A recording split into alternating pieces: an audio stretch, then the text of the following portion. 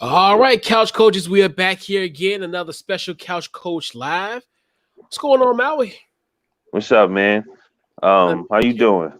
good, man. Good, Yeah, another I day, bet, another I day. bet, I Yes, bet. sir. What you 23? What you 24? Right, 20, 21, 21, right. What's 21 going plus on? 15. 21 plus 15, if you do the math Right, at home. But yeah, right. everything's good, man. Great, good day, Went You by get your fast. ice cream cake? No, I got a regular like an Oreo kind of cake. Yeah. I know, no, I'm just throwing. You know how we do, Yeah. right? Not this year. I don't think I got enough room in the freezer for ice cream cake this year. Oh, for real? Out here. Yeah, it's a little packed in the freezer, but yeah, it was good, good cake I had, like an Oreo type of cake. It was good. It was Hmm. pretty good. Okay, Yeah, okay, yeah. that's what's up. Mhm. Yeah. So, yeah, man. So how was your week?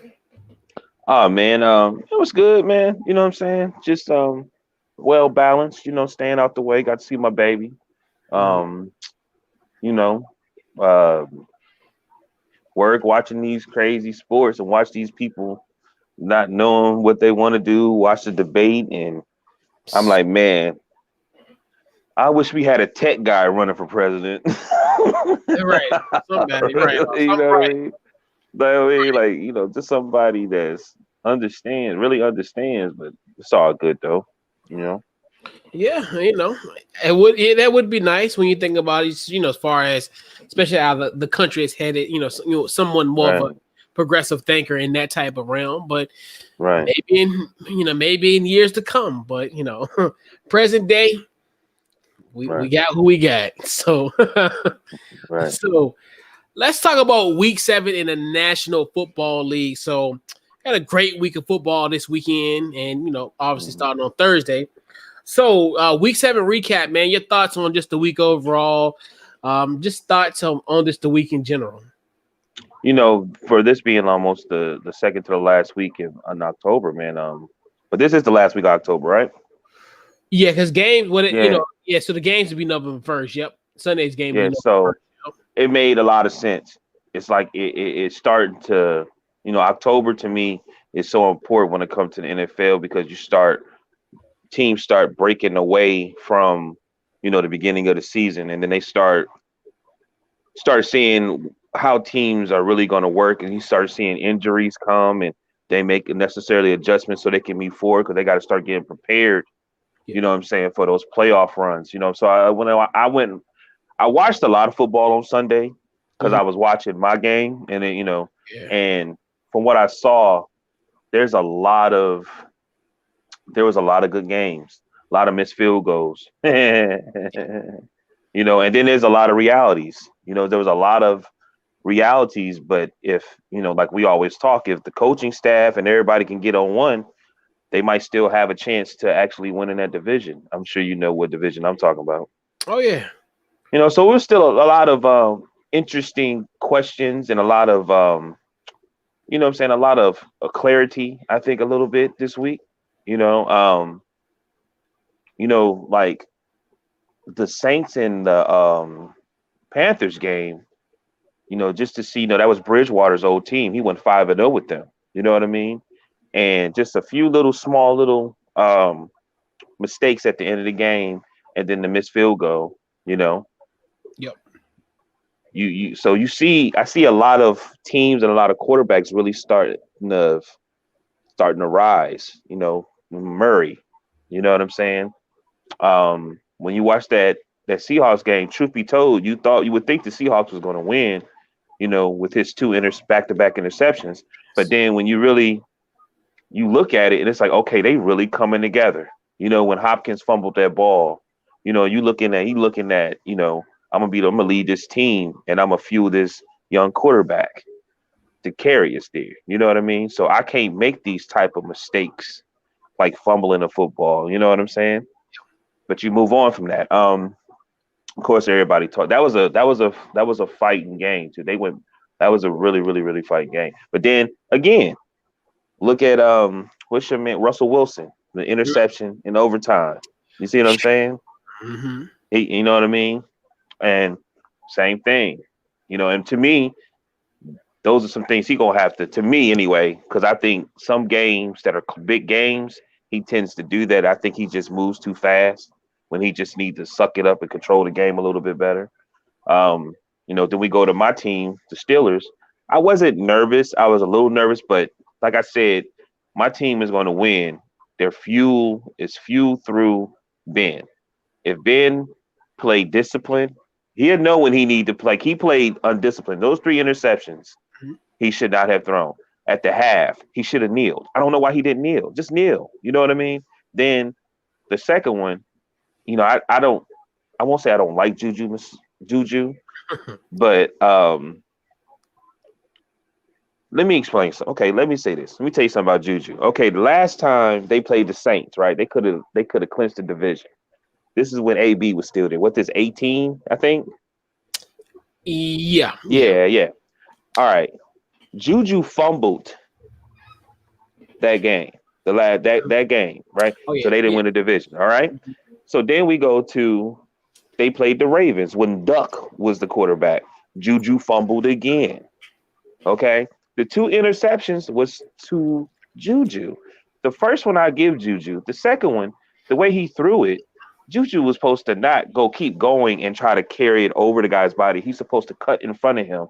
That's touchdown right into your chest. Mm-hmm. You had plenty of time to do it. I've seen Hines Ward do it. I've seen other receivers do it. And you know what I mean? He didn't even beam it. He kind of lobbed it so he can do that. So I'm just saying. But I know Ben was like, my bad. You know what I'm saying? But right. There was some really good games, man. To see the Bears, you know what I mean? It's just a lot of And I'm gonna end it with this because I want to see what you got.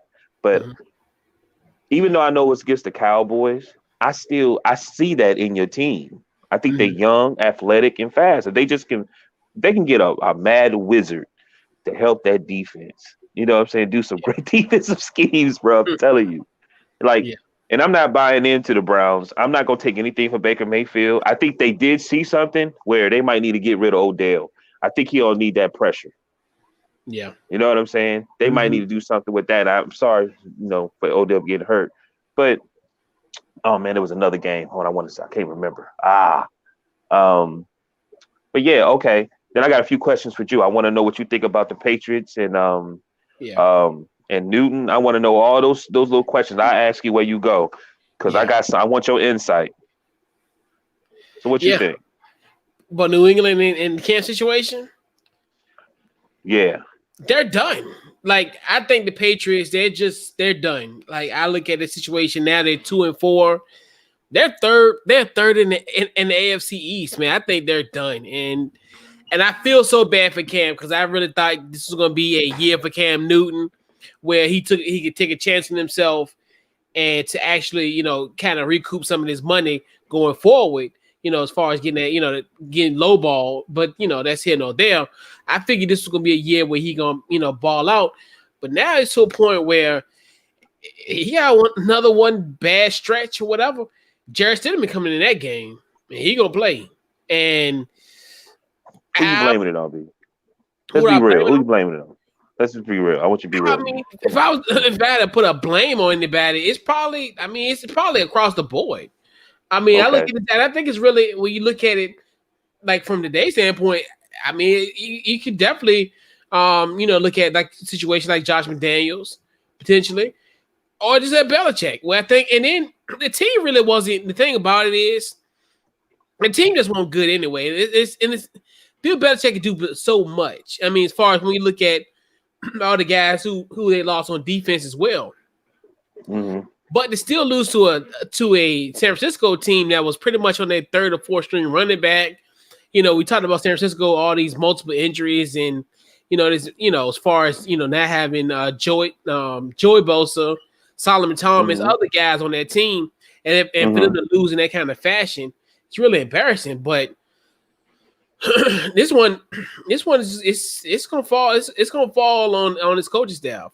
But the thing about it is, hey, they got an empty cupboard, but it lets you know, like, hey, Bill Belichick, he still need players. Trust me. And I think another point that we talked about it, I think I talked about on one of the podcasts where, this team doesn't have the talent. I mean, this team really, when you look at it, well, I'm surprised that they're 2-4, to be honest with you. But in just a normal circumstance, this roster is 2-4 type of quality. We just figured the coach and Bill Belichick will at least get them maybe, maybe 3 wins out of 6, 4 wins out of 6, or what have you. You think Cam still got it, man? I don't know. I don't know. The thing about it, we are not probably he's not probably gonna have a chance to redeem himself, because if he gets benched, which more likely is going to probably happen within the next few weeks, or might happen Sunday.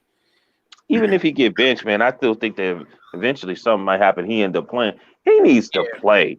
He in that pocket. He looks like he did when he was in the Super Bowl. He needs to play. It's like almost like he, I'm sorry, and I ain't even this type of guy, but I almost felt like he was pouting, or you know what I'm saying? I'm like, did somebody say something to make you upset? You know what I'm saying? Did they challenge you or something? But you the one signed the contract and said that that's what you wanted. So I'm saying, like, I'm telling you, he 1 foot out the door. I'm telling you, in this league, that's what we noticed too. 1 foot out. I'm telling you, man, because this is a year where you already was getting a deal like this, pennies on a dollar, and then you're not even performing for that little bit of pennies. Team's gonna be looking at him like, I could just get me a young guy, 6th round draft pick or whatever, an undrafted free agent, and had the same production just like him. And then that's another thing too, where you look at it, if you can't succeed, and it's funny, I always feel like, especially in New England, if you fail in New England, like your chances are like going somewhere and being productive, it tanks. That's how what you. All those guys, Randy Moss, Ocho Cinco, Terrell didn't play there, right? Owens didn't play there, right? No. But he always get these guys that's controversial, and they come there and they don't really, you know what I'm saying? Except for Randy, you know what I'm saying? But they don't really push forward, and it's like, man, that's why I was like, that would probably be one of the last places I want to go to. You know what I mean? That would, if I got a name or some type of brand, and they.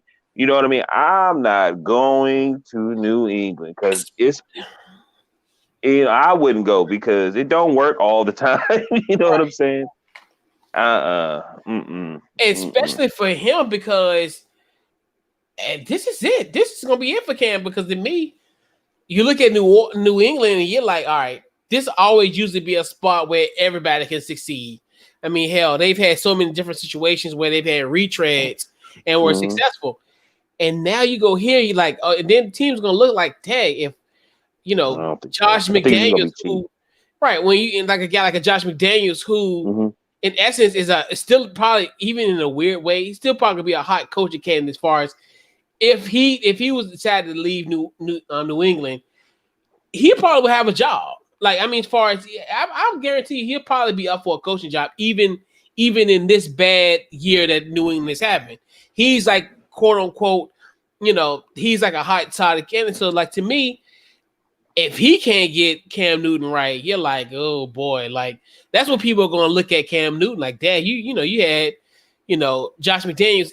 In theory, you can make the case of like a Nick Foles, where Nick Foles was kind of in the same type of predicament with the Rams, but he luckily came back, with Philly, and then obviously, them winning the Super Bowl. But the thing is, and Cam, and the thing with him is just like he's on his last leg. I mean, I can see him potentially going to Washington next year, but other than that, I mean, this whole thing about it is just like I feel for Cam, and I just I don't. I mean, I do. I mean, for the simple fact, Dub, I think, honestly, a guy, when we think about 5 years ago, was a league MVP, and now the fall from grace, theoretically, because you think to yourself, well, dang, like, this is a drop off so quickly.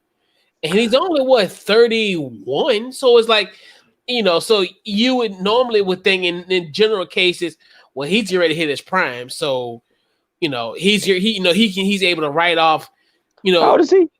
He only 31. See, the problem with Cam with me is I always watch. I watch your team, Cal. I watch other teams, right? So I never really watched the Panthers. So the few games I watched, I was like, he always have this demeanor where he like he ain't motivate. So like, you know what I'm saying? Like when I was watching him, I said, yo, he looks like somebody that said something, and you know what I mean? And he like somebody done said something. They done pissed him off. Like you at work and somebody get called out. And he was like, you really don't want to be there. You know what I'm saying? Like I really don't want to be here right now. You know what I mean? Yeah. And I mean, I couldn't wait to talk to you about that because I'm like, okay, I'm gonna get your insight because I want to know is it the if it's Bill, is it the organization, is it Josh McDaniels? Because even Josh was talking to him, he was kind of looking at Josh like you know what I'm saying? Like he was looking at Josh McDaniels as he would tell him some stuff like, what? Like you know what I'm saying? Right. So I don't Right. know if that was him and then Elderman Yeah. throwing his helmet and this, Like and that. And I'm sitting here like, yeah, like I'm like, they almost look like the Cowboys. Yeah, it looked terrible, and then especially that San Francisco, and like even their running backs is running all over them, like, and it's like I don't know if that's just a testament of San Francisco or more of an indictment for New England, but we all know in the situation who's gonna get the pass, regardless. It's gonna be Bill Belichick in them, and Cam is gonna be 1 foot out the door. But yeah, man, so it's a situation where Even with him getting, even when they got Cam, it almost looked desperate, to be honest with you, because there was questions asked, what quarterback y'all gonna get? You know what I'm saying?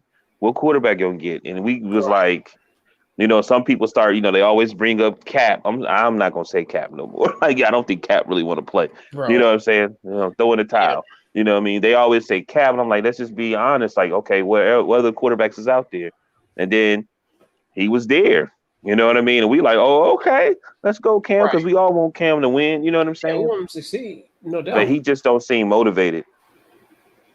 He doesn't. To me, he just don't seem motivated. Me when I'm watching these other quarterbacks, if that was Phillip Rivers, I'm gonna be honest with you. If that was Phillip Rivers in the same position, the game probably would have closer or they'd have won.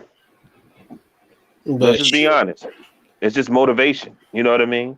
It's just But I'm gonna tell you one thing. It's just it's crazy. Like, but yeah, I think he 1 foot out the door. Honestly. What about the Cowboys? What about the Cowboys? What is going on? McCarthy just he's lost that locker room. I mean, they are the offensive line is in shambles, like to a point where I think they're on their 3rd or 4th string lineman. I mean, to a point where Andy Dalton was just like chirping at them. I'm like, dude, you're the backup quarterback. Like, let me know that you're the backup quarterback and you're chirping at these offensive linemen. That spoke volumes to me. Like, damn, like that's another thing too. I'm like, wow, he really got in them guys' face. Everything is just, and then their defense is horrible. Their defense is trash, and it's like, and it's just crazy to me. Like, and they're like historically bad. Like, I mean, I think going into that Washington game, they were giving up about like nearly 30 points a game, and I'm like, we got to at least put up 21. And like, as far as what our offense has been struggling, so yeah, they're done. Like, you can just tell, and just like they have really given up on Mike McCarthy. Like, it's to a point where even like the thing that really spoke volume to me, and it's weird. And like when you're watching the game and you're in the moment, and then when someone brings up after the point, because I think when you look at it, sometimes you don't kind of like really, everything feels like it's fast paced. Like when Andy Dalton got hurt, like no one came to his defense. Like no one came, because it was an ugly hit. Like to a point where you figure people be on the sidelines or somebody, trying to get into John Bostic's face. Because I think if I'm, be on the other end of the spectrum, if my quarterback got hurt like that, and I'll be in John Bostic's face, like literally, because like, why the hell you do that? And I understand it's a football play, but in the same token, you literally is going to take this man's head off, and like no one was like, well, damn, like, but that goes to that point where it's just this team is just they're bad, and it's just like, hey, there's no sympathy on my end. I mean, hey, the shoe was like this last year. No one gave a damn about that we gave up. It is what it is, but honestly, they're shambles. I mean, I they're a mean, mess. They're a they mess. are who what they really been for a while. It's just that they Yeah. had a couple great players. They probably really only had they've had great players, but they had one great player that was a leader that should have got paid. Yeah, And man. It was that. Yep. yeah, he should have got That's paid. It it. should have been no questions. It should have been no do good business. It should have been no question to pay Zeke, and it should have been no question to pay Dak. You shouldn't even had no problems with that. You know what I mean? And now look at what Zeke doing now. And that's the thing too, where it's hard for him to get off because you're struggling. Like the deep, y'all can't stop the opposing as far as, when you look at it from the standpoint of, they can't stop, the opposing team's offense. So how can you, in essence, if you're behind all the time, you can't just run the ball as Ezekiel Elliott. That's why when like we talked about like Dak getting like almost 1,700 yards before he got injured because they were playing behind for most of the time, so they had to throw the ball. So to me, like you said, and I think we all know, like you take care of the quarterback first before you take care, especially a guy like a running back, where as far as a running back is great, but in the same token, it would work well if they had a good defense and then they had a better offensive line. It's going to be hard for him to run. And that's another thing too, where it's like this dude, like, trust me, and I've been through, as far as Washington, when you're down there third and fourth string tackle, guards, center, and all this, you ain't gonna win.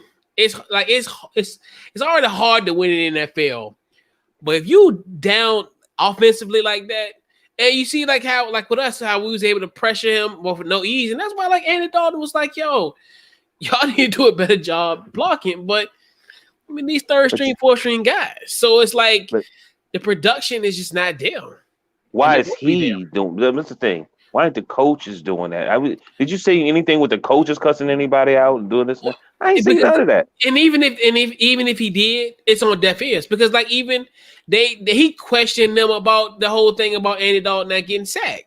I mean, when Andy Dalton getting sacked, he's like, "Well, why y'all didn't come to this man's defense? Why y'all just stood there as if it was like no big deal?" Because that was a severe hit to a point where I know if Andy Dalton was even going to get off the field at one point, because I think they went to commercial once he got hit, and I'm like, man, so I mean they got a commercial for a minute. So you think of yourself like when they cut a commercial, you're like, oh, this is bad. Mm-hmm. And the thing is, no one came to his defense. So this team, even if McCarthy was getting these guys, man, these dudes don't care. It's October 27th, and it's 1-2-3 Cancun. Like January 3rd is like, all right, hurry up. January 3rd. All right, so when our last game? Okay, we played the Giants. All right, so what are we gonna do after we get out this plane? What are we gonna do after this game on January the 3rd? That's crazy. Let's book our trip to Cancun. We'll be in Cancun by January. We'll be in Cancun on January the 3rd. And then the Falcons, I was like, how did they blow that game? And that's funny because that was a game that I watched after our game. And it was so funny because I was like, all right, Todd Gurley scored to make it, what was it? So they scored. It was like a minute and like 11 seconds to go. So I was like, I'm telling you, this is going to remind me of Penn State and Indiana. And boy, was I right. And I was like, Atlanta fans another way to lose a football game. And I'm like, this is ridiculous. Like, and like Todd Gurley didn't even want to score. He was mad that he scored. But Detroit was smart because they was like, all right, I'm gonna let them score. Why not? Right. And lo and behold, Atlanta, and that's another thing where Atlanta, they did good last week, especially after coming off after Dan Quinn firing, Raheem Morris get a win. And then you're thinking this would be great. And then they got a game on Thursday night, and you're like, man, this could be you could string 3 good wins within a 10-day, well, not 10-day, but like within like a 14-day period. Like, this is good. Like, but then you lose like this. I'm like, Atlanta fans ways to lose. I'm like, they literally have to go back to. I think they literally gonna have to go back to Super Bowl and have a 25-point lead and don't let off in order for all this stuff to happen. I'm telling you, they have the Super Bowl hangover even 4 years later. You think it's time for Ryan to go? Even though I know his stats is looking good. Oh yeah, I mean think they might just. They probably will. I mean, it would make more sense because he's aging. Like he's what 34, 35-ish. And I think like I think Arthur Blank was saying, like essentially whoever is the new head coach, whoever he hires, that coach is gonna make that decision. So Okay. I mean, to me, it depends. It depends on whoever's a coach. Like if he feels as though like this team, because this team is still like I still think they can compete. Like, I still think they could be a playoff caliber team. Just the message just ran dry. So if you're at a point where you're like, okay, well, if Matt Ryan, if I can see this team win the Super Bowl within the next, I say 2 to 3 years, I would keep Matt Ryan. But if it's a situation where you're like, I just want to just rebuild and have my own team, then you'll get rid of them. But to me, they got the talent. And the thing is, you still got the 2 stud receivers in Ridley and Julio, and then you got Todd Gurley.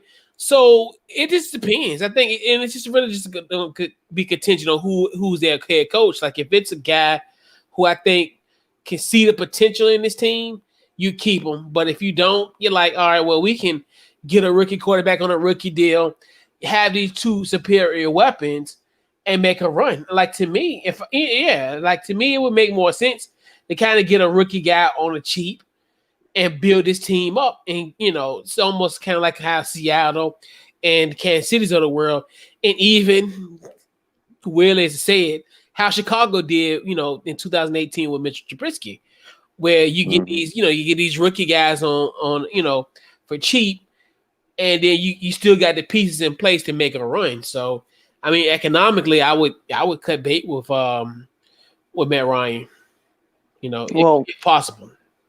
Coach, yeah. Why does Adam still have a job?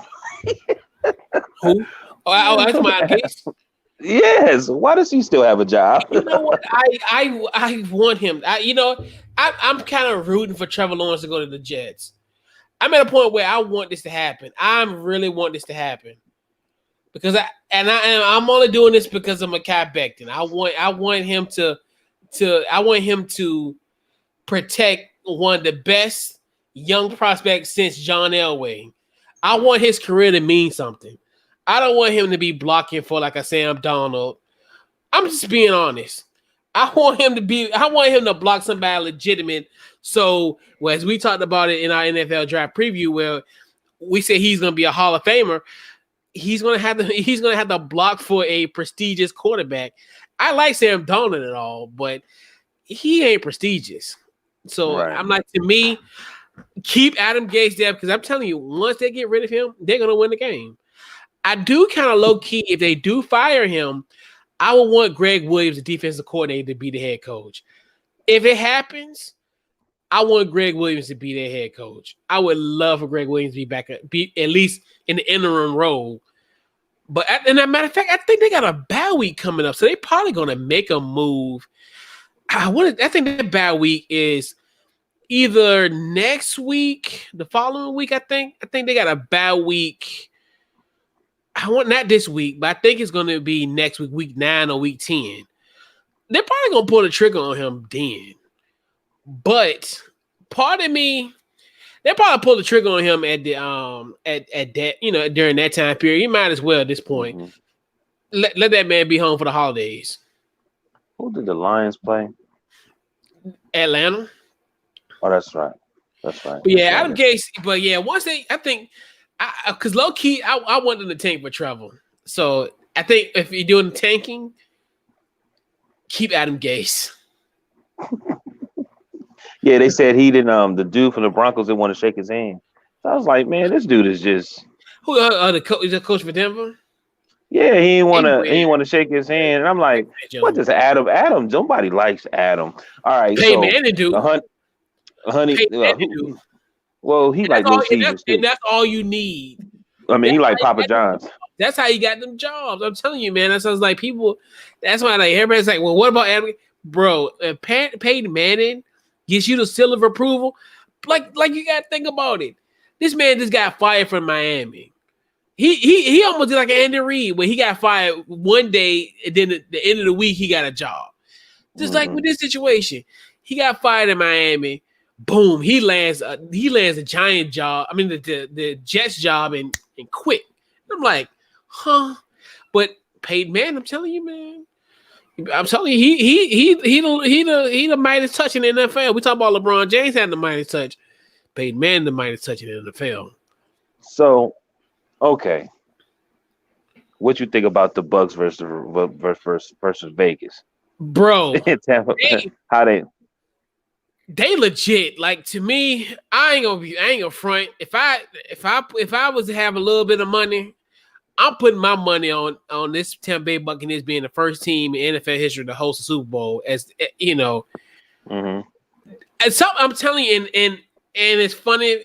I think the one that really impressed me was last week against Green Bay. And right. Both of these two games are a contrast of styles, which both are great. Like when you think about it, you look at last week against Green Bay. It was more like a game, man. It's like Tom Brady just had like 175 yards. They had a great running game, had the turnovers, this and the third. Then this week's game, polar opposite. Tom Brady just throwing it like crazy, just slinging the football all day. Anybody can get it. It's equal opportunity offense. So to me, those two type of styles, those both are two great styles that travel, and like to me, I can see them representing the NFC in the Super Bowl this year. I mean, literally, and then we'll talk about the added addition, which is going to be just tremendous because now it's like if it's already equal opportunity offense, that lets you know, hey, you can't double team nobody. It's going to be dangerous.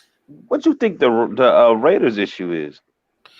The Raiders, they're just inconsistent. Like, I mean, the weird thing with the Raiders, and it's like last year. Like last year, you looked at certain games, you're like, God, man, like the Raiders, they're good. Like I even like last year, I was like, oh, they're a playoff team. And then, like I think towards like right around this time, which is the weirdest thing, where like right around that November, December kind of window, they were playing meaningful football, and then all of a sudden they just, 1 week they look great, then the next the same thing like this. Well, and I understand the NFL's any given Sunday, but the Raiders the same situation where they went on the road, they went to Arrowhead and beat Kansas City. Well, we looked at Kansas City like as the world beaters in the AFC, and to get a road win like that, we were like, and they played Patrick Mahomes pretty well. Like they let Patrick Mahomes kind of dink and dunk them, and they stayed with him. And that's the thing too, where you can't discount that. But then they playing like a team like Tampa, and it's like Tampa's dangerous. Like Tampa's a team. They're a dark horse, like as far as winning the NFC. Like it's crazy, and the NFC is so wide open, and it's just like they really gonna take advantage. I just think that in the mid-October going into November, that's when the veterans step up. You know what I mean? Yeah. That's when they start. It's kind of like in boxing. It's like the 5th through the 10th where the fight can turn. You know what I mean? Because you figure stuff out. But yeah, man. I just wanted to ask you. So I got one more before we move forward. So what you think about the Steelers? Because they got a weak schedule. Like they play the Ravens, and then they got like 3 weeks of hardly team games they should really win, and then they play the Ravens again.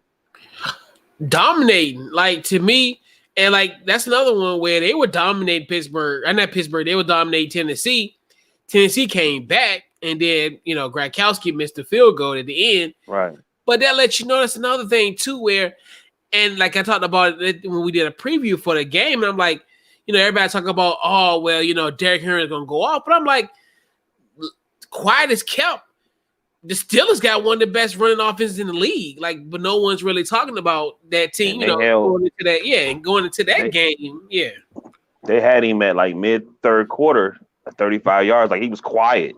He was quiet, and then they just started. I don't know. It's like somebody said they got their legs up under them, and then they started moving forward. I just think I know my team, and they Yeah. get a decent lead. They've been doing that this season too. They have a half where they get 2 or 3 touchdowns off, and they're kind of easily start kind of letting you back in the game, and Yeah. then towards the fourth quarter they start making a few plays, and you be like, okay, they won. You know what I'm saying? I really wasn't nervous. You know what I'm saying? As much as people would think, but that like I said, that one interception, we didn't even need a touchdown. All he had to do was get the first down. You know what I'm saying? Yep. And But that's yeah.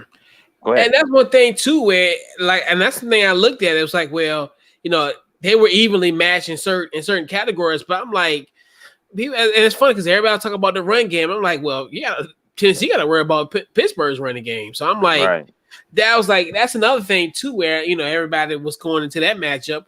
But yeah, I mean, and it just proves to the point of once they got it, once Ben is back, because like you said, they had a revolving door at quarterback last year, and they were still 8-8. Right. And the crazy thing about it was Minkah Fitzpatrick just got there. So just imagine another year in this system. And I'm like, and that's like, that's what we were always like, predicting Pittsburgh doing something big, but they're a complete team. And the AFC, and it's funny now we always talk about Kansas City's of the world. And one time we put Buffalo in that tier, but now it's like the road gonna lead through Pittsburgh, where it's like, everybody's thinking, and that's another thing too, where it's gonna be interesting going down the stretch who's gonna get that number 1 seed and the only bye in that conference where and I'm telling you, I think whoever gets that bye, and it's one of the things where I thought, and that's in this Baltimore matchup is gonna be very, very interesting. Important. It's very important. It's gonna be very important because to me, if y'all win this week, I mean, I ain't saying cancel Christmas, but you better start canceling Christmas, because I'm like, if you get Baltimore, I'm like, yo, this like you full speed ahead, like because like I said, next I think they play like the Eagles, the Colts, and somebody else. Then they play the Ravens. You know what I mean?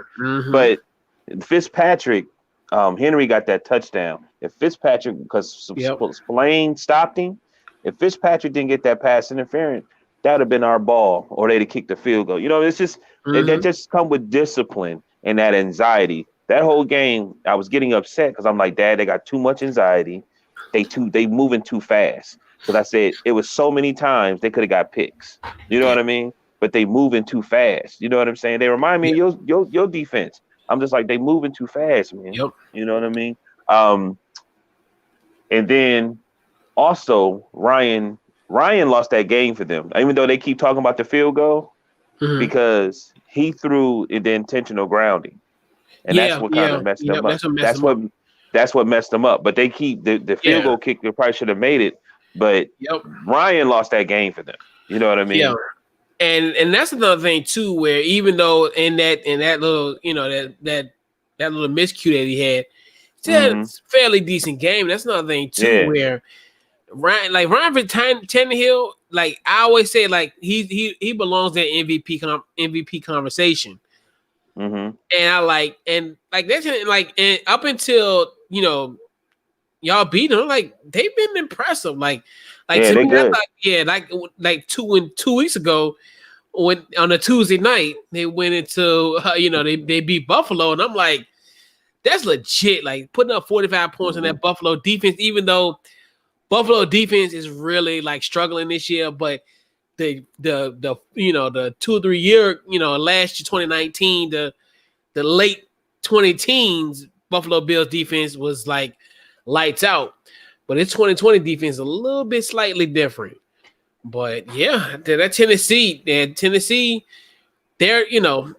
could be interesting down the stretch as far as between like Kansas City, like how that's gonna play out, because it's gonna be I think at this point I think we know for a fact it's gonna be 1-2. I don't think y'all gonna flex out to get a wild card spot no more. I think I'm convinced now where it's either y'all get a bad week the first week or y'all playing wild card weekend. It's one or the other. I want to see. I'm really interested to see Kansas City versus the Steelers. That's what I really want to see. But I'm looking forward. My dad a Ravens fan, so I'm willing to go over there and see what's good. Yeah, it's gonna be an interesting game though. But yeah, I'm telling you, Pittsburgh That's gonna be crazy if they pull off that victory. It's like they literally got the inside track of the NFC North, the AFC North. Pardon me, but yeah, Mhm. man. So, and we talked about Tampa Bay a little bit earlier, but also the acquisition of Antonio Brown to Tampa Bay. The rich get richer. Your thoughts? Um, I'm happy for him. As I've grown, I'm so much pro player than I am team, Yeah. and I am a Steeler, but I am rooting for AB, and I'm rooting for that team to win a Super Bowl. You know what I mean? I really am, because I want him to get a ring. You know what I mean? Because um, I know it's man. Let me give. How can I say this? I understand all the tactics and this and that, but before that Facebook Live, all you saw was him playing football and smiling. Any little thing you heard about him was like this small. You know what I'm saying? He do that one Facebook Live, which he won that game for the Steelers against the Ravens, and then all hell breaks loose. You know what I'm saying? And then he gets paid the same thing. But he's always been. It's just I want him to get a ring. I'm very very excited. I don't care for the coach, because it seemed like to me the coach wants all the credit. Everybody say that Tom Brady is the one. Tom Brady's the one. Tom Brady's the one. And what I keep seeing is this coach putting his 2 cents. Well, everybody keeps saying Tom, but then he switches and says, "Well, I went and asked every player in my locker room, you okay for this guy to come play for our team?" They looked at him like, "Hell yeah, we okay for this dude to Right. come play with us. What is you talking about?" Right. Well, then all this negative stuff. Well, he's getting 2.5 for 1 year, but it's so set up that he's getting paid weekly. And I'm looking at, his arch enemy on Undisputed, and he's laughing about it. He's laughing about it. You know what I'm saying? Because he's basically saying you in jail. You can't do anything. You do anything, show any emotion, they can get rid of you. Why is that funny? You know what I'm saying? Yeah. And then I want to go off the subject, but I was talking to the people I was around, and he was like, "Man, do you know these shows that are on these channels are actually getting people fired?" And it's just they're controlling the narrative so much. You know what I'm saying? Right. And it's ridiculous. But I'm excited for him. Um, I'm excited for Tom Brady too, and I think they just starting to get together. It's going to feel really good to see him out there, because he should be playing football. He dedicated his whole life to play football. You know what I mean? And as a father, because I follow his kids on Instagram, I know they're so happy for him to play. You know what I'm saying? To be out there playing football, something he loved to do. You know Yeah. what I mean? Yeah. Yeah, man. It's a trip. Like, and it's funny because I figured if they were to get him, there was gonna be like a major injury where they, Mm-hmm. as far as the depth, but still, it's funny, and that's another thing too, where Seattle, they messed up. Seattle should have just kept it under wraps. Pete Carroll should have just, Mm-hmm. hey, just do a backdoor deal and don't tell nobody. Because now, like, to me, I look at a situation where you lost it, the NFC simply because of that. Because to me, that's another thing where, like, if you couple him with a DK Metcalf and Lockett, you're like, oh man, that's like a nice little three-headed monster. But now AB goes to Tampa. I'm like, you got Chris Goodwin on one side, Michael Evans, then the two tight ends, Gronk and Brait. And you're like, you can't double team no one. Like, all three of those guys, Chris Goodwin or Godwin, Evans, and AB, they could beat you on one-on-one in any given play. Forget any given Sunday, any given play. Mm-hmm. So it's like you pick your poison. This is a equal opportunity offense, and it's gonna be bananas. Two things. Some people say that they actually got him. It was a chess move, so nobody else can get him. Yeah. That's what some people said too. The other thing is, I don't think people really understand. Antonio Brown brings this electricity to your team Yep. that I don't think people bring. Like, even if so, think that the Seahawks would have got him, that electricity would have ran into everybody there, and everybody said, "Okay, we're going to another level. We need to fix this defense." You know what I mean? We need to fix this defense because we got a real good shot now to win. That's crazy to be in that position. You know what I mean? Right. Because he gonna work. Honestly, to me, he's the NFL Kobe to me because he works so hard. You know what I mean? And that's one thing you can't take from him. He work. You know what I mean? Right. And that's just like, yeah, man. That's why, like, if I I couldn't, like, when Seattle said they were gonna take him, I'm like, all right, he already, like, you can't play him until week 9. Man, he was going to Tampa Bay anyway. Right, but that's what I'm saying. I would, bro, like I'm telling you, right. I wouldn't even say nothing because, like, to me, I just would have kept it under wraps because even if the cards were in its place, I just wouldn't have said nothing until, like, I got him here because, like how Unraveled Friday. Okay, well, 5:00 they're saying, well, all right, well, AB, he going on a plane, he gonna visit Tampa Bay, and then right around about 7:00 they were like, oh, he already signed a 1-year deal to Tampa Bay, like within 2-hour period, like where there was speculation and rumors, just to say, oh, he gonna just be in a building, he gonna talk to a point where he got a deal already within an hour, 2 hours of these rumors. But like I said, I would have kept it under wraps. But yeah, man, like I said, if Seattle screwed up, like this would have been oh man, I was like either or wherever he would have went, it would have been like, all right, they gonna have a shot. Like regardless if he would have went to Tampa Bay, he would have went to Seattle, just coupled with their already rich wide receiving core. Right. And it's just so it's gonna be interesting. Like, and that's another thing when Tampa, their defense down, coming together. Todd Bowles is doing his thing, and you would hope he can get an opportunity once again to coach in this league. This would be a great year to make him a candidate.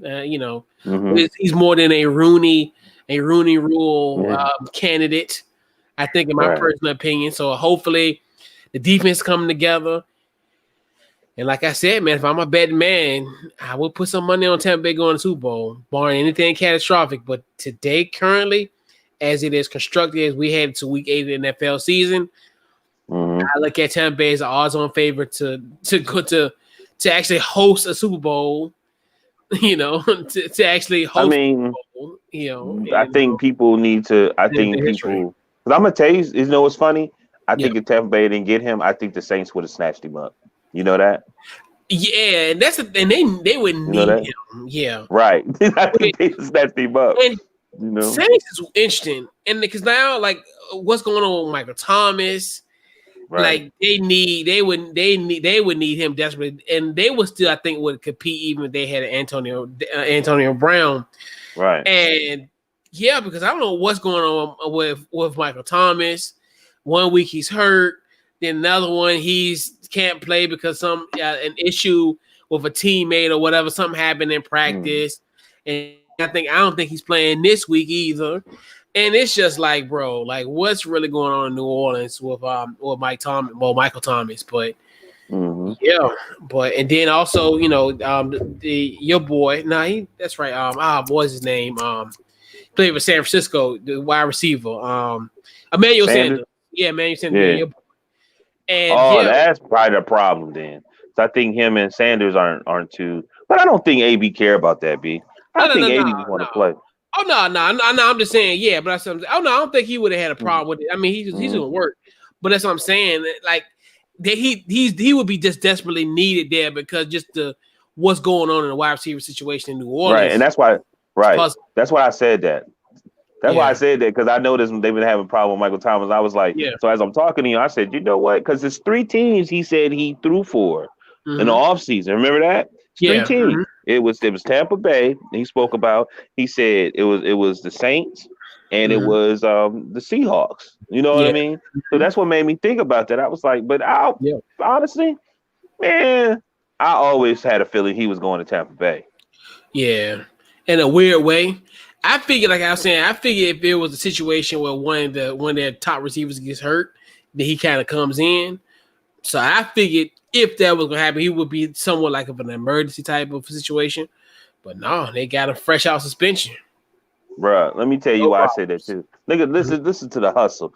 The Mhm. dude, when he first got into his drama, Bruce said something, talk about, yeah, man, I remember he said something in the locker room, blah, blah, blah. And I was like, if he make money, he's never going to be, or something like that. He was Yeah. like, man, when you first came in, you was like this, but then you changed. And then when you think about it, so this dude exactly know how to work Antonio Brown. Like Mhm. he know how to, he's worked with Antonio Brown for, so he know how to bring the best out of him. Yeah. Man, that stuff is all for TV. So I'm sitting here because it bothered me talking to you, and I'm thinking about it. It bothered me. I said, why the coach keep talking that way, man? That's making me mad. But truth be told, Yeah. nah, he doing that for TV. He already know what's good. Yeah. You know, and the thing, and plus Bruce Arians he knows what he's doing with that. Hmm. But like, and I remember how he was saying in the offseason, well, we ain't got enough room for him. I'm like, Yeah, you have enough room if something, you have an injury or something happen. You gonna make a way. You gonna make a way. and you gonna make You a gonna make a way, way. Like, trust me, it's NFL. It's and talent driven. you want to make sure Tom Brady happy too, and Tom Brady wants him. Tom Brady Exactly. wants him, Right. and Gronk came out of no. Gronkowski came out of nowhere. Came out of nowhere. Now he Then they been get right. Then they get a running back from the Jags, and we try. Why would the Jaguars get rid of him? Why would they get rid Right. of him? Like And they got then rid of he gets signed. And he gets signed just like this. Man, right. y'all knew, but it's all good though. I love it. Oh yeah, no doubt. And the weird thing about it is, and that's another thing too. Their running backs coming together. Then Grunk now is kind of, he's playing a little bit healthier now. He's getting, he's finally getting it. And they're in midseason form, which this is what you want at this time in the year. This year in the perfect spot where you took a few lumps in the beginning of the season. Now I think it's full speed ahead for Tampa Bay. Yeah, me too. Yeah, man. Yeah. Me too. Yeah, so let's talk a little bit basketball. So obviously, so we just finished the NBA season merely 2 weeks ago. So essentially, the league is proposing to start training camp on December the 1st and actually having the season to start on December the 22nd. Also, as we know that the NBA draft is scheduled for November the 18th, which is 3 weeks from tomorrow. And yeah. So anyway, and then free agency will be after November 18th. So should the NBA start this early on December the 22nd? Well, we spoke. Well, I don't want to be. Okay, I'm gonna use two sides. Okay, for me personally, yes, because it's Mm-hmm. tradition for me. You know what Yep. I'm saying? Um, but the players, well, supposedly the players aren't happy. I only heard one or two players.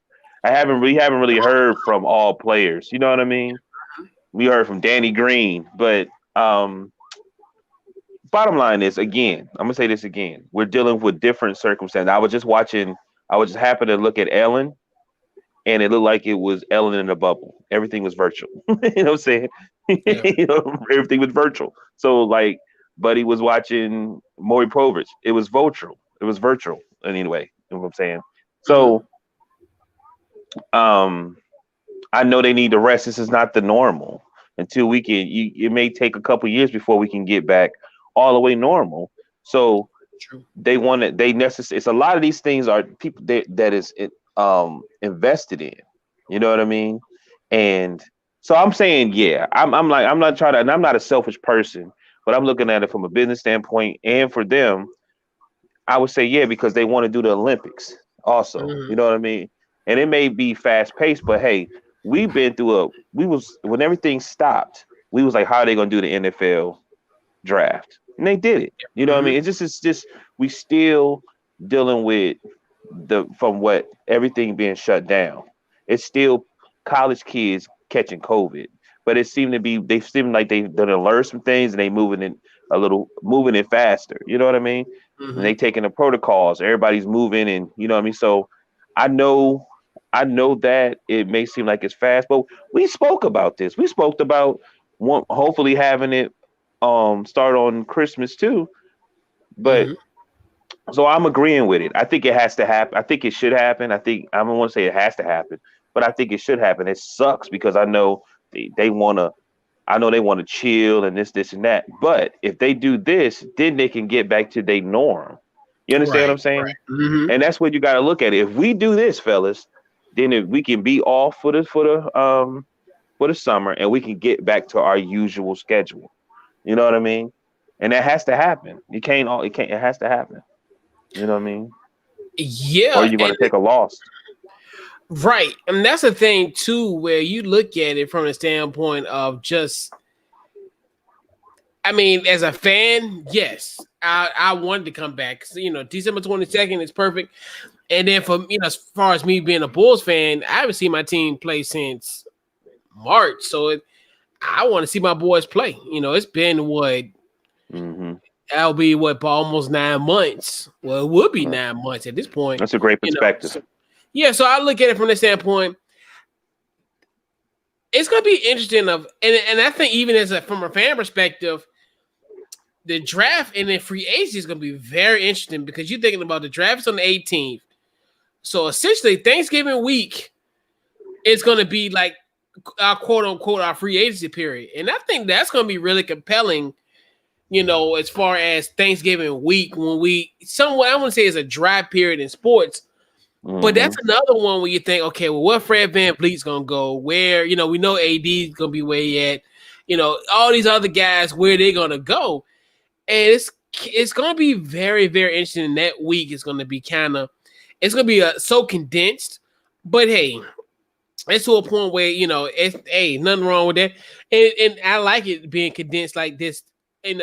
Because at the end of the day, you're gonna see more action. It's gonna be a little bit more fluid versus in normal cases, and guys really gonna have to make it used to be we're looking with the Danny Green situation where essentially how he landed with the Lakers was almost like a last resort because it was his contingent on what Kawhi did, and he was Kawhi did right.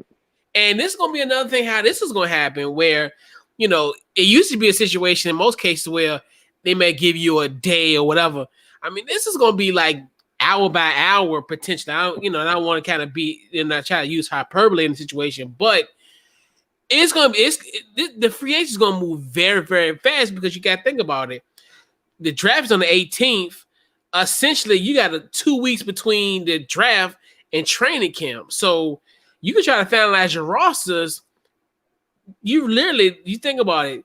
You really only have a week, essentially, maybe about 10-day window, because and that's not it's gonna be like Thanksgiving week is gonna be very, very interesting. Because you're thinking if they do the draft on the 18th, I think that's on a Wednesday. So you're assuming they're gonna have a moratorium period where they're gonna have the quote unquote the illegal time, but there will be illegal things happening as far as teams going to be signing guys. So I'm assuming they probably get that ball rolling like on the 20th, like maybe Friday or Saturday, whatever. And then the quote unquote the end of the moratorium period might be like smack dab, like the 22nd or 23rd, whatever that Monday or Tuesday is, which and then you'll see like the first kind of tier guys go right around that time. And then this ain't a situation where in most cases, all right, 4th of July weekend, you hear like little rumors here and there, and then everybody to sign in one day. Like this gonna be fast paced, guys it's to a point where if you ain't signed by Thanksgiving, you might be out back. Because you think about because Thanksgiving is on the 27th. Right. Training camp, and if I'm looking, as a matter of fact, I'm gonna look at I got this little trusty this calendar real quick. So I'm gonna look at the schedule, not schedule, but so Thanksgiving's on the 27th.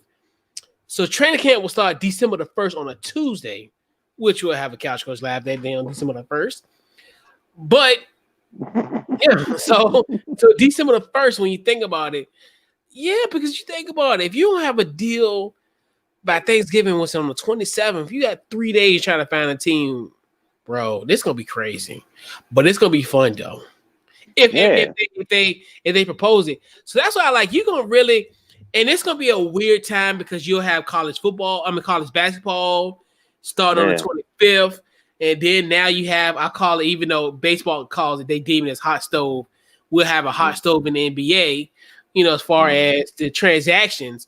So it's going to be a lot of interesting pieces. And like going to your point from the players' perspective, and I'm okay, like what Danny Green saying, Braun might not play for the first month.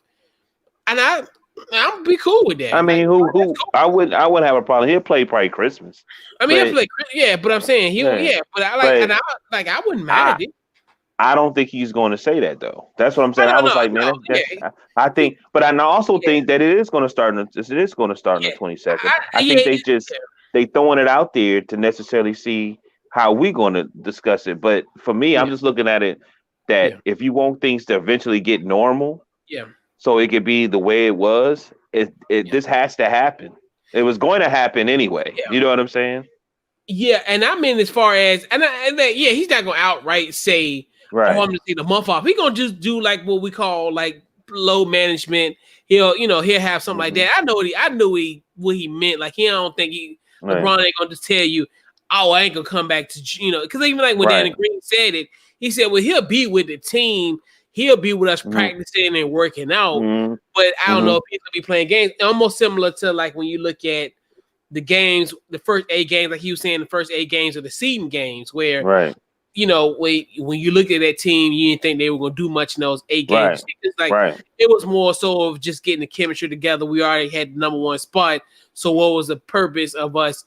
We were just really just kind of tinkering with lineups, and I think that's what's gonna happen in the first month, especially for like teams especially with that veteran laden team like that. And I'm cool with it.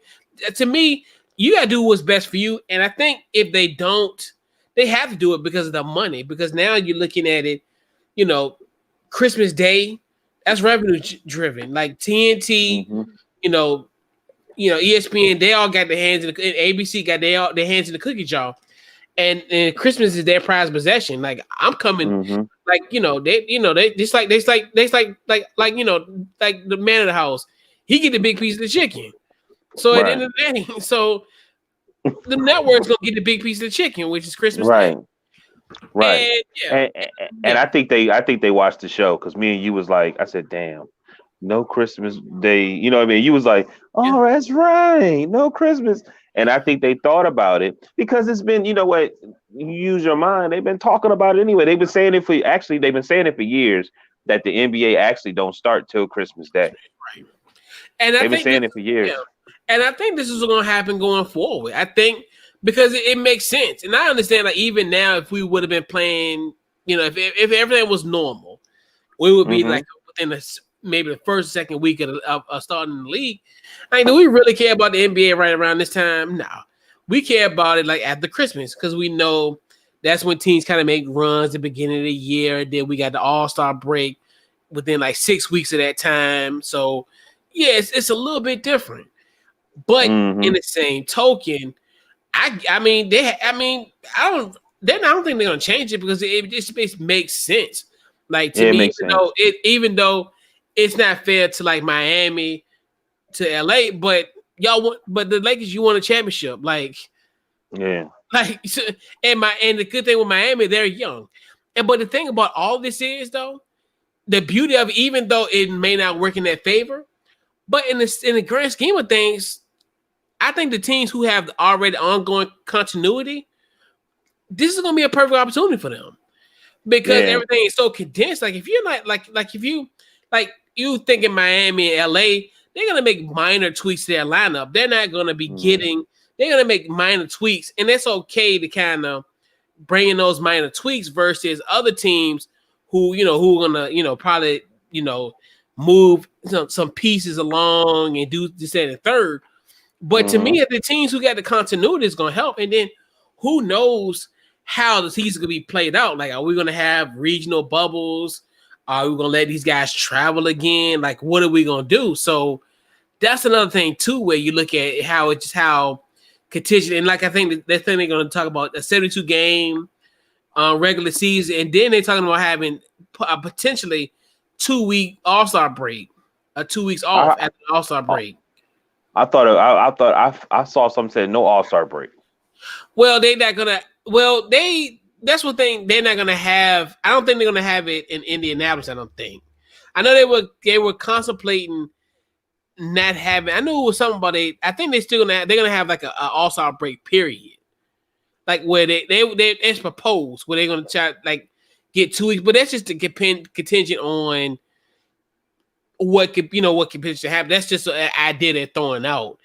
I think they're gonna have somewhat of an all-star game, but I don't think it's gonna be Indianapolis though.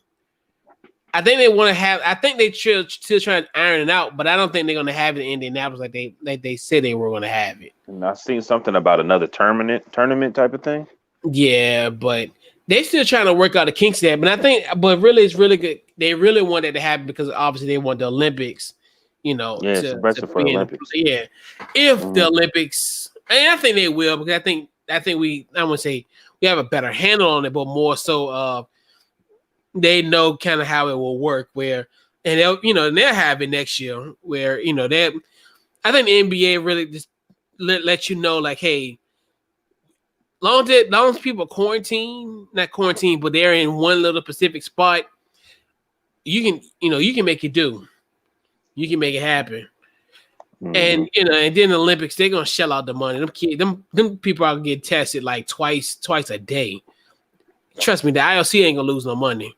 That's why I laughed in February. That's why I laughed in February. Like, ain't no way the Olympics gonna be canceled. Like, you can't right. And my American arrogance. Again, I can't wait, man, for the NBA 2K, the bubble edition. Woo! Like, your star player has COVID. He has to sit out for the. That'd be great. But yeah, man, and yeah, in the roster update, I can't wait to that. Once we get the rookies in and then free agency, that's when I'll probably start playing. And once all that stuff get ironed out. But yeah, man. But I think it's going to end up happening. I know they wanted to start on MLK Day initially, but like Christmas is king. Like they gotta take advantage of that. And then what's crazy about that because they be the only show in town because obviously Christmas on a Friday this year. So, bro, that's gonna be crazy. And that's why they saying they have great argument. Like anytime you present something, you just got to put the facts in the argument. That's that's why I was sitting here like. They may, even though the players may not want to play, I was like, when you look at it and your whole setup, you like, and it to me with this whole thing is just making everybody got to work. Even I work at, where I work at, and in certain circumstances, even though he slows stuff down, people still got to work. Yeah. You know what I mean? He's making people got to work. You know what I mean? Yeah. So, and right, and that's the thing too, where because you like you said because.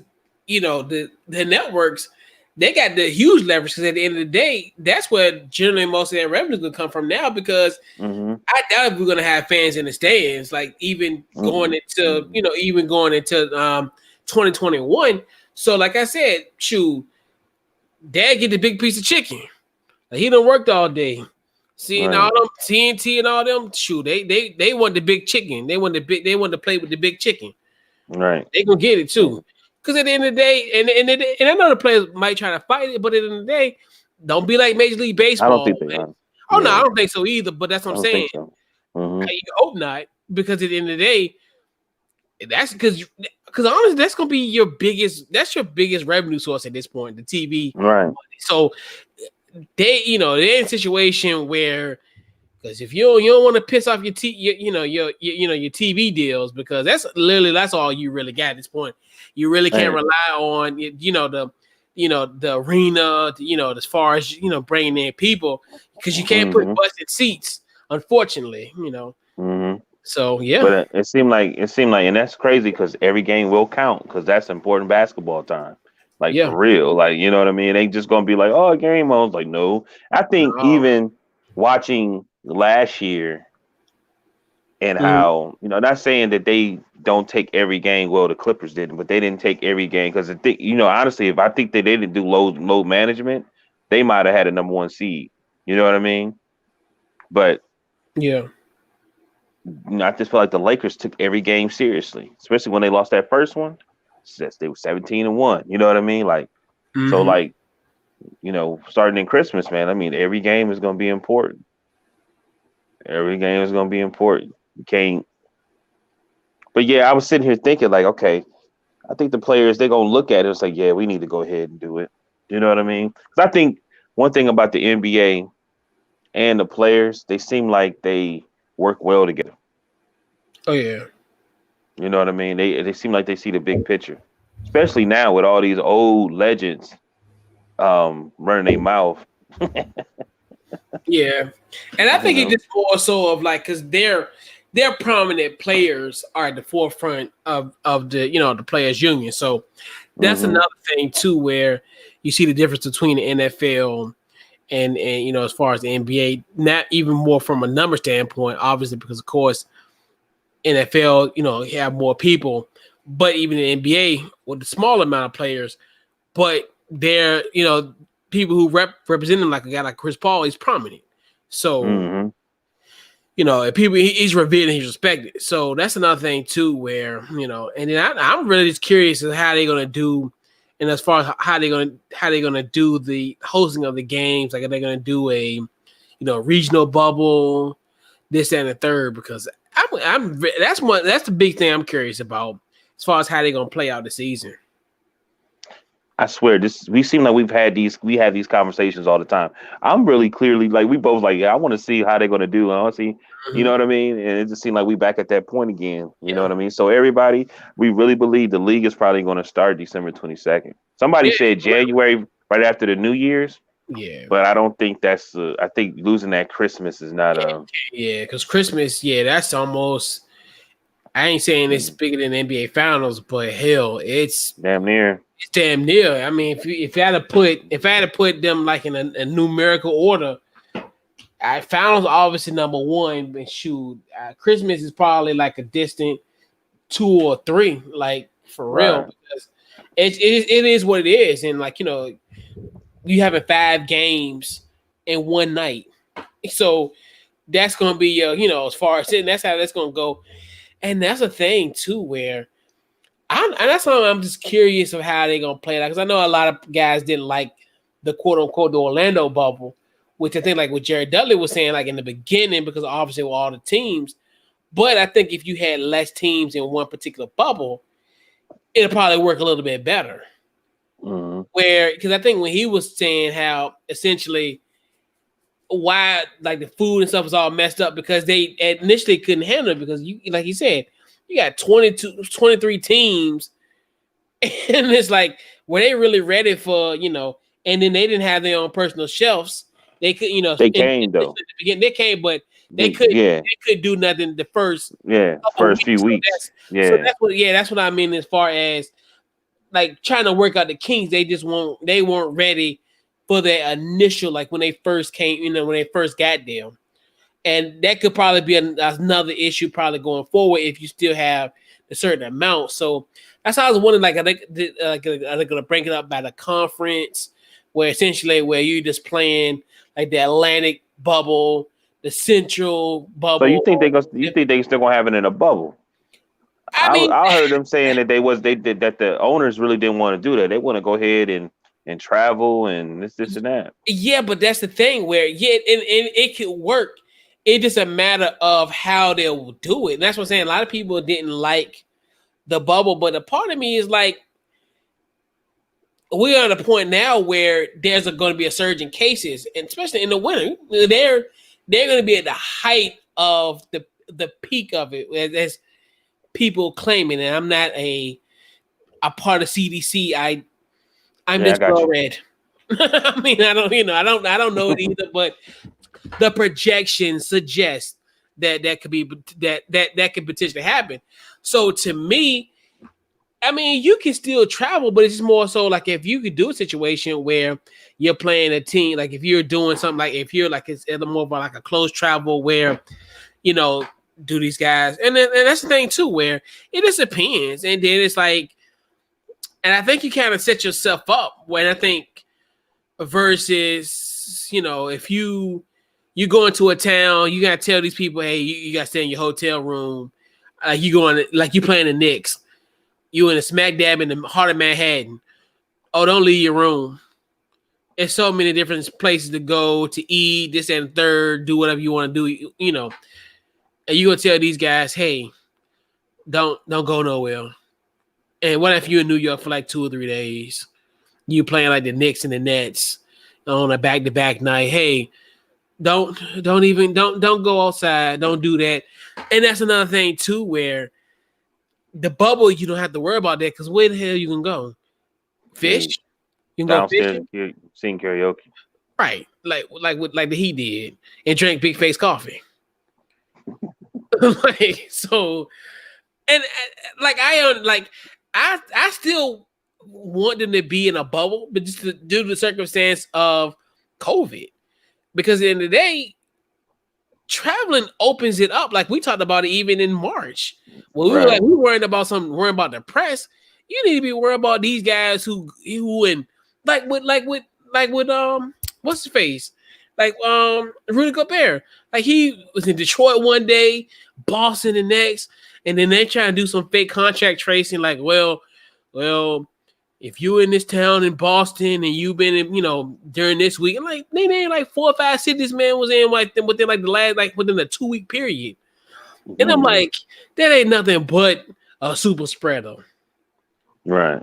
And it's just like and that's where I'm hoping if they do, and that's another thing I think that's what brings the intrigue to it, where now you're playing a regular season schedule. So, when you think about it, where okay, well, do you just play your conference games within we just say you're playing an Atlantic bubble for like 2 weeks, and y'all just playing each other, and then you flip flop, like, so the Atlantic, they go over to the West Coast, like all the Atlantic teams go to the West Coast. One of the Pacific team go out to the Northeast, or what just in the third, they kind of flip flop. That's why I think that's going to be the intrigue of it, of how they're going to implement it. A part of me, it's okay. I think it'd be cool for them to travel, but I just don't think when we look at it from the standpoint of it's going to be kind of crazy if they go back to a way. If they deviate from what they did in the past and it was successful, especially in the fact where COVID hasn't minimized. Now I can understand if it went away. If it went away, and if we looked at now just about every state now have had spikes, and then especially spikes in hospitalizations. Now, if we were in certain states where it seems like everywhere now is essentially a hotbed, regardless of where you go. You can be from here in Virginia to Butte, Montana. They both are still hot spots. So you putting these, and you're gonna put them in a regular circumstance, like in March. Then you had them in the summer where they had 0 cases, and they were in Florida. Well, Florida. I thought about that too. I like the bubble. Yeah, I mean, I don't. Yeah, it's easy for me to say that, but I know I probably would lose my mind. Like, I can understand, like, it's cool. Like, I think it's cool, but at a certain point, like, and it's funny because I think, like listening to Jared Dudley kind of in a weird way, kind of put me behind the curtain and seeing what's like really going on. And like you said, it's just even the things I thought about, even like little stuff that we take for granted, like going somewhere, this and third, like certain places, like you can't go. I mean, they've been there for 3.5 months, and you're like, God, and it's gonna be even longer now with the regular season. We think about from October and all the testing, December, all the testing, right. Testing they had to deal with too. Right, and then now if you add the travel element from game to game, then we're gonna have a real issue potentially where you're like, you thinking about getting tested every day is bad. You're gonna have to get tested. You're gonna have to get tested once again every day. Especially if you're adding that element of traveling, because now and then like you're saying, like now it's like, all right, if you do this, then do your stewardess on the plane, are they quarantined? Are they, that's another thing too, where it's hard to kind of not do it, like as far as like putting them in a bubble again, because it worked. And now, it's just with the spikes of cases, you just don't want to put them back in the wild like that, where, you're in a situation where, and they're in these multiple cities 4 or 5 times, like you can't have a normal schedule where you're on the road 4 games out of 5 nights, in 4 cities in 5 nights. That's not going to happen. Not until this is gone. But That's one thing where how they're gonna do this as far as road games, home games, or how they're gonna travel. But I think it's gonna be something that's similar to it. And they're trying to find innovative ways to kind of not Well, make they in the lead. you're right. They in the lead. They did a great job to me. It just really it's pissing me off, but not to the point that I'm about to go crazy. But I'm like, just it's like people forgot that there was nothing on TV. People forgot that we was about to be like, okay, we watched everything on Netflix, and some people said that before we was even doing, you know, what I'm saying the show like this, we was doing it just audio. It was like, man, I don't watch everything on Netflix. I'm going crazy. Right. So the NBA did more than just it was. Of course, it was about money, but it was more than that. It was giving people something just to look forward to, just to watch. You know what I mean? And now that everybody, and this is the problem too. Then everybody's getting a little bit of sports. They able to move a little bit, eating their restaurants, doing this and that. Now they're forgetting about all that. You know what I mean? You got people saying that they should put an asterisk on the championship, and it's really, you know, there's no fans there. It's just it's a pickup game. And you saw some of the best basketball you've seen in a long time. You've seen players that you didn't even know was that good, which that was another thing because all that is political too. All of that is political. That some of those guys, let me tell you, that's one of the reasons I believe the Suns did so well. It's because some of those guys, they're not even supposed to shoot. They supposed to give it to such and such. You know what I mean? Yeah. I mean, it's just the truth, man. You know what I mean? They just looked at it as an opportunity that everybody's watching. Everybody's watching. So yeah, and that's another thing too, where you look at just from the standpoint of, hey, you just gonna have to do it because, like, to me, hey, it is what it is. I mean, I don't want to see Paul Pierce and Zach LaVine playing horse. oh my God. Oh my God. Oh my God. I forgot all about that. The 2K tournament. Oh my God. Oh Oh my yeah, God. I don't want to see Devin Booker and Michael Porter Jr. playing, even though Booker's a good, he played good, but Oh my God, God. I forgot. Oh my God. yeah, the Andre Drummond versus Boogie. Oh my God, like oh my God. I forgot about the horse. yo, God, that was horrible. And it was who else? Who else was in that horse? It was Chris Paul And Trey Young and Trey Young, yeah. they did it through an iPad. Yes, They did it through an iPad. An old school iPad. That probably that John. It looked horrible. Like visually, it looked horrible. And they forgot about all that, Chris. Coach. They forgot about all that, Coach. All of that. And then these dudes sat here and left their family, and then all the craziness happened. They left their family and was disciplined and everything. No COVID positive tests. And then you're gonna sit there and degrade their accomplishment. Even an owner who had a team in the finals would do that, and that's crazy. You know why? Because that one team showed their dominance. They knew they would. They showed their dominance, man. Like I said, and people thought I was joking. I'm telling you, that's why I call him to this day Petty Pat Riley. Because at the end of the day, like he said, well, talking about this shit. Nah, he really mad about because he won. Because he lost to LeBron. Right. And and the thing is, my thing is this, and I hate when people were saying asterisk because I think it's just dumb to me. Because at the end of the day, you somewhere 3.5 months, you're away from family. I mean, for the most part, I think up until the conference championship, you can bring somebody. So, all right, you got that. You can't go nowhere. You can't have an escape. Like to me, there's plenty of games I guarantee you. Especially like when they lost to Portland in game 1, they probably would have got away. Hell, like even in the Denver series. I mean, like those type of situations, you most time you're like, okay, let me get away from the game. Like I can go, certain places and just drive off, go to the beach or whatever, clear my mind or whatever. Man, they can't do that. They're in a bubble. They can't even leave their campus. So what they can do, probably fish, maybe go on a boat, whatever here and there. Play a mean game of spades. Right. Chris, so how many you got, Chris? Right. Okay, right. Cool. We're gonna go 10. Right. And that's the thing too, where it really just and this is to me, It's actually saying, hey, this team displayed intestinal fortitude.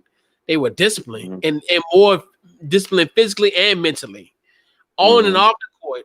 Now we got really taking it off the court in this as well. Like, they want being on the road.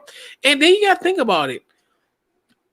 This is the time where you're really like this point where you really hone in and focus because there ain't nothing else to do. This ain't a situation like we talked about, like going to New York and say, for instance, you playing the Knicks or whatever, or you playing the Nets. Mm-hmm. It's a million things to do in every spot, every city that you go to. And it's just like, just imagine if we look at the Lakers playoffs. All right, they would have Portland. They could have did stuff in Portland. Hell, what they could have did in Houston. Houston would have been great. Denver would have been interesting. And Lord knows, these guys would have been in Miami. Like so many stuff. You think about it, in all these cities, they could have got into so much stuff. But you can't do that in Mickey Mouse land. You just gotta sit down, you focus, you play basketball. And then the short turnaround. Like, you're playing every other day. And the thing with the Lakers, what I was telling you about, this match you playing at 9:00 at night. You'll get to your room until midnight, and you're literally playing the next day. Right. I don't think people don't get that because, like tonight, if you playing a game on Tuesday, you probably get to your room till Wednesday morning around a little after midnight or 1:00. And then you gotta play a game tomorrow night and repeat it over and over and over again. Versus, in normal cases where you might have 2 days, you have a travel day, then 2 days, like versus like if you had a Tuesday, you would probably play until Friday. And then you'll probably be playing your time, and that's another thing too, where that's why like people don't understand, especially like that's what makes it, those games, they ain't playing at 6:00. All their games at 9:30 at night. Man. So they're playing at midnight. I mean, they're getting home at midnight, 1:00, and then they gotta play them all. That's when you and how in the hell can you be like, all right, how can I escape? Man, I got a game tomorrow. And that's like since from July to October. You know what's crazy? Right. We sitting there talking about an asterisk. What if this is the new? Right. Because what if this is the new and they start looking at y'all stuff from back in the day like it was asterisk? Because let me tell you something. It's harder, bro. Yeah. That those fans push like home, like that a home field advantage or home court advantage. Those fans can push you to be more than you didn't even know you could do that. You know what I'm saying? To zone you out. But you in there, all you got is you and your team and your coach. Thank God they let the bench, you know what I'm saying, damn near be on the floor to cheer. You know what I mean? I like that. You don't understand how entertaining that was. When somebody make a shot or a block shot or dunk and you get to see the bench. You know what I mean? Yeah. It's just It's I know we talk about it bothers me. So I cannot believe these older players is doing that. Even when the players had did that to them. And you talking about, J.R. Smith and Waiters and Dudley, they don't deserve a ring. So okay. Like, that's crazy to me. Like, I'm like, but so you ain't talking about John Sally that got two or three rings just sitting on the bench. And then like Shaq talk about Dwight Howard. I'm like, bro, like, stop doing this. You're 40, you're almost 50 years old, and you're acting like a child. Like, you're acting like a jealous teenager. Stop. I'm on Laker groups, and they reposting stuff, and they're talking about, I think Shaq got a point. How? You know how many teams in general that there's people on the bench that never get a chance to play. And look at him. You think about the telling his career. Man, that man went from he had like 4 or 5 teams the last 4 or 5 years. Every year he was on a team. Phoenix, he fell on the floor more. Cleveland, Boston. Right. Like, oh, really? Look, he fell on the floor more than JaVale McGee towards the end of his career. Like, clumsy. So I just can't. But you know what? In the end, as we get older, you get to see the truth. You know what I'm Right. saying? And what we see is, to be honest with you, I got more respect for Kobe now than Shaquille O'Neal. You know what I'm saying? Like now I understand why y'all split. Y'all blame Kobe for everything, but Right. truth be told, it was really y'all. You know what I'm saying? Right. I mean, no disrespect to Scottie Pippen, but same with Pippen. You know, Mhm. you're saying that, but John, but you're saying that about them, but at the same time, you're the same one that was so upset that Kukoc got the last shot. That y'all, truthfully, if you'd have supported that, y'all might have won a championship that year. Exactly. And that broke up. From Yeah. what the from what the last dance said, that Broke team was up. probably he said that team was together and was stronger than any other Bulls team, and you broke that. Yep. You know Yep. what I mean? Yeah. So Yeah. it kills me, man. It's obviously I'm so disappointed because with all said and done, why would you say that when Hmm. you know these dudes went and played and left their families? Exactly. And plus, they ain't. The thing is, it's easy for you to. It's easy for you to say that, and you never experienced it. Like, and so it's easy Right. for you to be like, yeah, they ain't got to do. This is hard. Like to me, this because literally, this should be like this. If it's an asterisk, you could say, hey, this team dealt with monotony for 3.5 months. Like the monotonous grind. And some people just can't handle that. And that's fine. But to me, what they did, that's like it's that like literally. They They could actually change saved it. sports. They actually saved Oh sports. yeah, absolutely. And a lot of there was a lot of it gave us something to talk about because if they didn't do it, it was a lot of Right. stuff. This baseball had issues, Mm-hmm. because of the NBA was pushing forward, they was like, we're gonna make this happen. The NFL, they did everything at the last minute. You Yep. know what I mean? And then they just push forward. You know what I mean? It's Yep. just they need.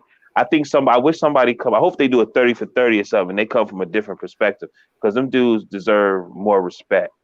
You know what I mean? Than how they because it was bigger than the NBA. You know Yeah. what I'm saying? This was a global pandemic. You know what I mean? And this is my thing. If if the viewership was so low, Mm-hmm. then I can't see it. It may not be as if I can't see it. It may not have been as big as this and that, because it was so other sports in the past because there's so many other stuff. I stream mine, what I'm saying, through a Fire Stick.